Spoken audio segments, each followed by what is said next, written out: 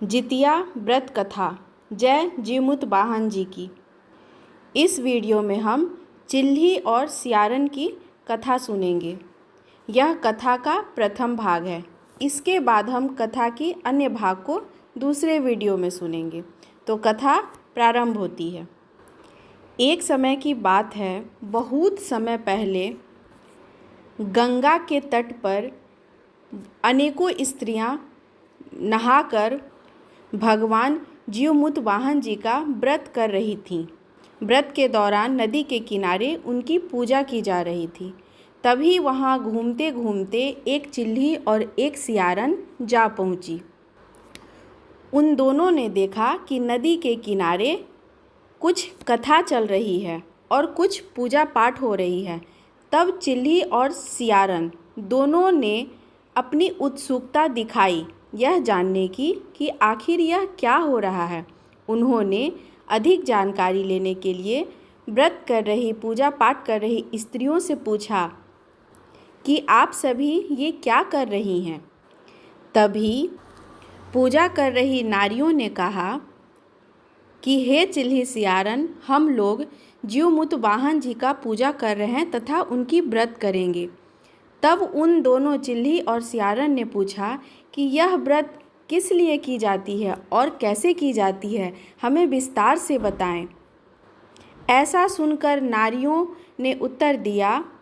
एक नारी कहने लगी, हे चिल्ही, सप्तमी के दिन नहा खाकर, जिसे नहाय खाए के नाम से जानते हैं, गंगा के तट पर नहाकर या किसी पवित्र जल में स्नान करके हम लोग झिमनी या केले के पत्ते पर अपनी पितराइन को भोजन देते हैं, जीवमुत वाहन जी को भोजन देते हैं तथा अपने गलतियों की क्षमा मांगते हुए अपने संतान की दीर्घायु की कामना करते हैं।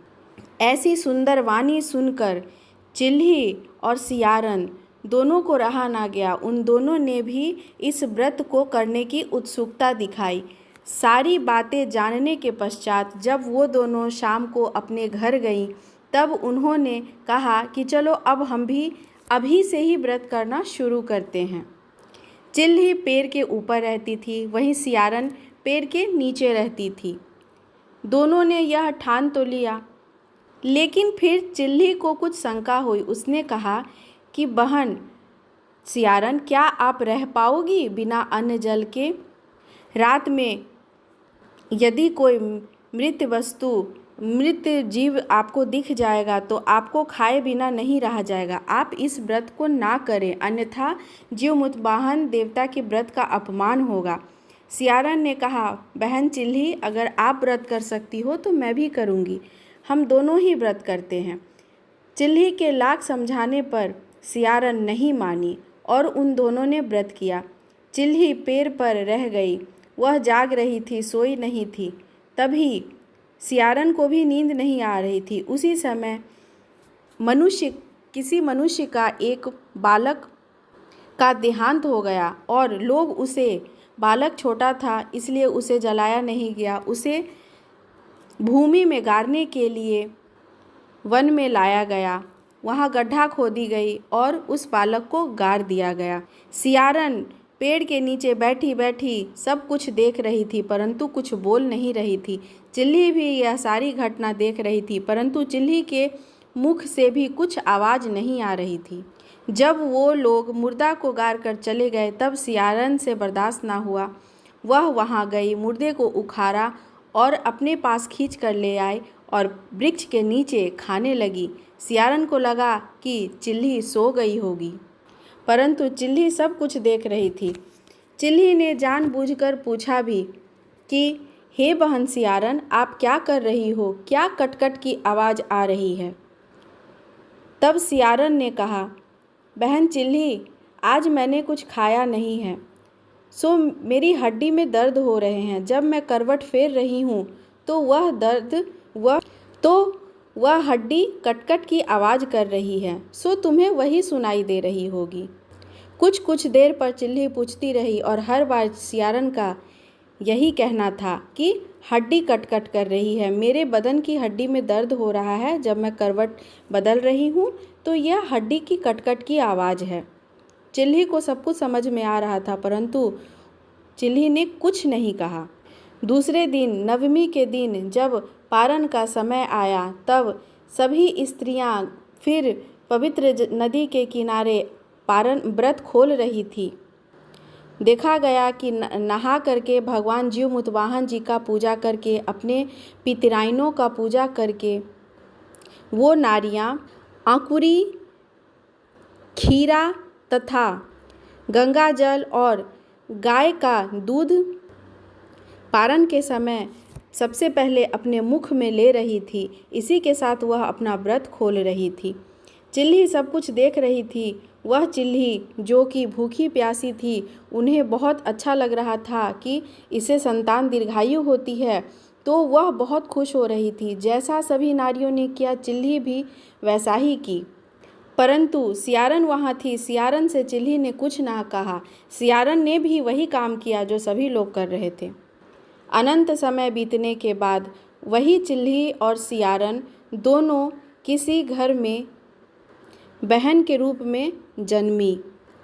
चिल्ली और सियारन दोनों बहन का विवाह एक ही घर में हुआ, जिसमें सियारन राजा की पत्नी बनी और चिल्ली मंत्री की पत्नी बनी। सियारन को एक भी पुत्र नहीं था और चिल्ली को 7 पुत्र थे। सियारन का बच्चा होता और मर जाता। चिल्ली के सभी पुत्र जीवित थे। सियारन से यह देखा नहीं जा रहा था, मन ही मन यह बात उसे खाई जा रही थी कि मेरी छोटी बहन का परिवार इतना सुखी कैसे है और मैं इतनी दुखी क्यों हूँ। अंत में सियारन अन्न जल त्याग कर राजा से कहने लगी कि हे राजा, मैं अब तभी अन्न जल ग्रहण करूंगी जब आप मेरी छोटी बहन के 7 पुत्र का सर कटवा कर मेरे सामने ले आएं। ऐसा सुनकर राजा को बहुत गिलानी हुई। उन्होंने मना किया कि रानी, यह उचित नहीं है। अपने अच्छे भाग्य के कारण आपकी बहन को संतान की प्राप्ति हुई है। परंतु रानी नहीं मानी। छलवश मंत्री के 7 पुत्र का गला कटवाकर एक बांस के डलिये में सजाकर वह रख ली और उस मंत्री के घर पर वही डलिया सजाकर एक सुंदर से वस्त्र से ढककर उसकी बहन को भिजवाया गया। जब उसकी बहन ने वह वस्त्र हटाकर देखा तो उसमें 7 सर कमल के फूल हो गए थे और 7 पुत्र हंसते हुए घर को आए। ऐसा देखकर फिर से सियारन जो कि रानी थी, उन्हें बर्दाश्त ना हुआ। वह चिल्ली के जो कि उनकी बहन थी, मंत्री की पत्नी थी, उनके पास रोने लगी कि हे बहन, तुमने ऐसा कौन सा कर्म किया है जिसके कारण तुम्हारी अवस्था ऐसी है और मेरी अवस्था ऐसी दीनहीन है। मैं संतान रहित हूँ। यह सुनकर मंत्री की पत्नी यानी कि रानी की छोटी बहन ध्यान मुग्ध हो गई और कहने लगी, हे बहन, इसकी कथा सुनो कि किस कारण बस ऐसा हो रहा है। तब उसने पूर्व जन्म की सारी कहानी सियारन को बताई। सियारन यानी कि राजा की पत्नी, उनकी बड़ी बहन रानी। उन्होंने यह भी बताया कि जब तुम्हारा दांत खोदा गया तब तुम्हारे दांत से मांस निकला, परंतु जब मेरा दांत खोदा गया तो मेरे दांत से खीरा, अंकुरी, इन सब चीज़ों का अवशेष मिला।